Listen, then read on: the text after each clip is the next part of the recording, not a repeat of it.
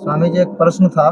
जी जैसे भगवान। भगवान होते हैं, जैसे कृष्ण भगवान, राम जी, इनको अवतार लेने की क्या जरूरत है? वो तो मतलब जहाँ पे हैं वहीं से कष्ट को दूर कर सकते हैं, लेकिन फिर भी वो अवतार लेते हैं, कष्ट को झेलते हैं। इसके पीछे का रीजन क्या है?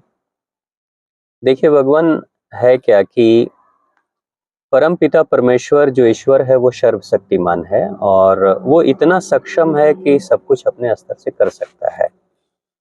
बावजूद उसके भगवान राम, भगवान कृष्ण, परशुराम भगवान, अनेक अवतार भगवान विष्णु के हुए हैं, माता रानी के अवतार हैं, भगवान शिव शंभु हैं, भगवान कृष्ण के अवतार हैं। ये सब अवतार आपने देखे हैं। इसके पीछे गहरा मर्म है।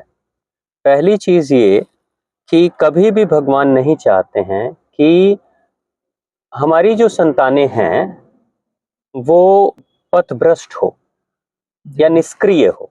अब दो चीजें हैं इस दुनिया में, दो चीजें चलती हैं। एक तो है कि आप किसी को मोटिवेट करो, यानी कि अच्छी अच्छी बातें बताओ, भाई आपको ये करना चाहिए, ऐसे करना चाहिए, आदेशात्मक बातें, प्रेरणात्मक बातें, प्रेरणा देकर लोगों को काम कराना, जैसे मोटिवेशनल स्पीकर्स करते हैं।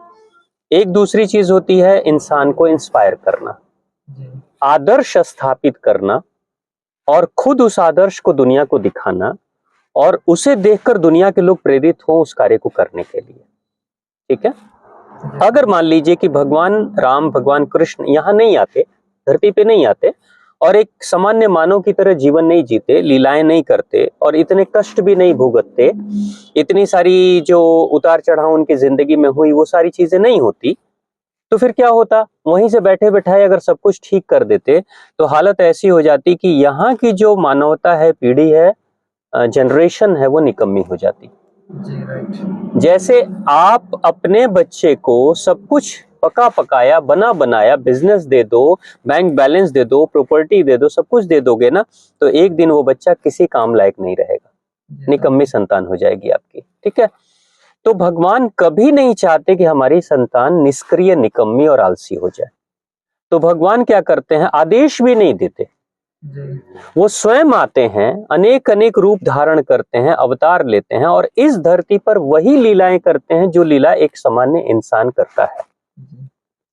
जैसे कोई मान लीजिए कि कोई फुटबॉल के ग्राउंड में खेल रहा है प्लेयर और उसको देखकर दर्शक बोले कि भाई तुम्हें ठीक से खेलना चाहिए था, तुमने ठीक से नहीं खेला, अगर तुम ठीक से खेले होते तो हमारी टीम मैच जीत जाती।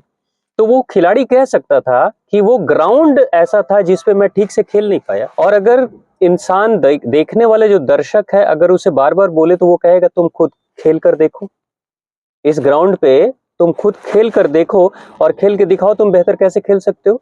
मेरी परिस्थितियां वैसे अनुकूल नहीं थी जिसके कारण से मैं ठीक से नहीं खेल पाया।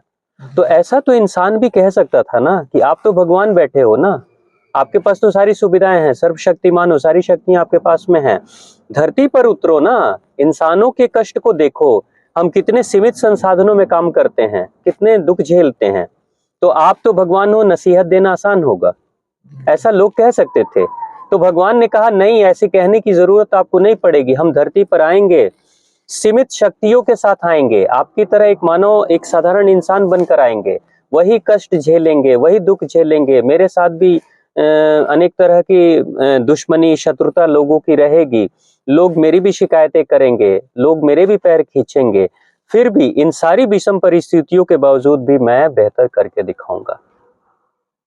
तो भगवान को आदर्श स्थापित करना था, भगवान राम को आदर्श स्थापित करना था कि अगर एक राजकुमार को जंगल में भेज दिया जाए तो क्या वो सरवाइव कर पाएगा या डिप्रेशन में चला जाएगा, मानसिक रोगी हो जाएगा या अपने पिता से लड़ जाएगा या बगावत कर देगा, है ना।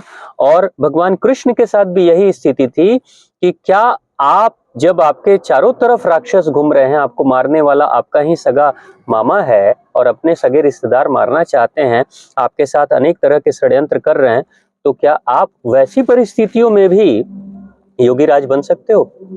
आप श्री कृष्ण बन सकते हो? आप भगवत गीता का ज्ञान दे सकते हो? तो इतनी विषम परिस्थितियों के माध्यम से अनेक तरह के चैलेंज खड़े किए गए श्री कृष्ण के सामने। उन चैलेंजेस को पार करते हुए, समस्याओं को पार करते हुए श्री कृष्ण ने दिखाया पूरी दुनिया को कि इतनी विषम परिस्थिति में अगर मैं कुछ बेहतर कर सकता हूं तो तुम क्यों नहीं कर सकते। तो जिंदगी में दो चीजें हैं, या तो आप मोटिवेटर बन जाओ, ऊपर ऊपर की बात है, इसलिए मोटिवेशन अस्थायी रूप से कार्य नहीं करता। जी जी। और दूसरा, इंस्पायर बनो, खुद एग्जाम्पल सेट करो राइट। और तब जाकर लोगों को दिखाओ कि देखो जब मैं खेल सकता हूँ, मैं बेहतर कर सकता हूँ, तो तुम क्यों नहीं कर सकते। बदलाव खुद से लाए। खुद से बदलाव लाओ, राइट। है ना। यानी एग्जाम्पल सेट करके, आदर्श स्थापित करके, उदाहरण पेश करके आप बदलाव लाओ, दिखाओ, और उसके बाद से लोग आपसे प्रेरित हो जाएंगे और उस मार्गदर्शन पे चलेंगे। मैं देखता हूं मेरी जिंदगी में भी समस्या या किसी और की समस्या आती है, वो लोग अपनी समस्याओं की बात करते हैं, तो मैं अक्सर श्री राम का, श्री कृष्ण का, माता रानी का, शिव शंभू का, अनेक देवी देवताओं का उदाहरण मैं देता हूँ, महापुरुषों का उदाहरण देता हूँ, तो उनको बात समझ में आती है। और फिर वो कहते हैं जब वो लोग इतने कष्ट झेले हैं, तो फिर हम कष्ट झेल रहे हैं तो कौन सी बड़ी बात है। जब वो ट्राई करके नीचे के स्तर से, खाई में गिरे हुए थे, उससे उठ के शीर्ष पे पहुंच सकते हैं, तो फिर हम क्यों नहीं कर सकते। इसलिए भगवान सर्वशक्तिमान थे, बावजूद उसके भगवान कभी भी खुद से ही बटन दबा दिया, खाना रेडी कर दिया और बच्चे को दे दिया, लो बेटा परोस के दे दिया, अब तुम खा लो, नहीं। अब सारा तकलीफ दिखाए कि इंसान को पता चले कि आप भी संघर्ष करो, इस चीज को देखो, क्योंकि वो भगवान होकर सारी चीजें किए, तो हम आम इंसान भी करेंगे तो वहां तक पहुंच सकते हैं। बिल्कुल सही बात, बिल्कुल सही बात। इसलिए भगवान अपनी संतानों को निकम्मी संतान नहीं बनाना चाहते। मेहनत करें हम लोग। मेहनत करो, है ना। आप कोई भी हो, आप एक साधारण इंसान हो, चाहे राजा के घर के हो, चाहे साधारण प्रजा के घर के हो, लेकिन आपको कष्ट झेलना पड़ेगा, सफलता तभी मिलेगी। तब मिलेगी। इसलिए भगवान ऐसा बहुत बहुत धन्यवाद स्वामी जी, बहुत अच्छे शब्दों में आपने इसको बताया, मन एकदम मेरा शांत हो गया। बहुत बहुत धन्यवाद स्वामी जी। बहुत बहुत कल्याण हो, माता रानी कल्याण।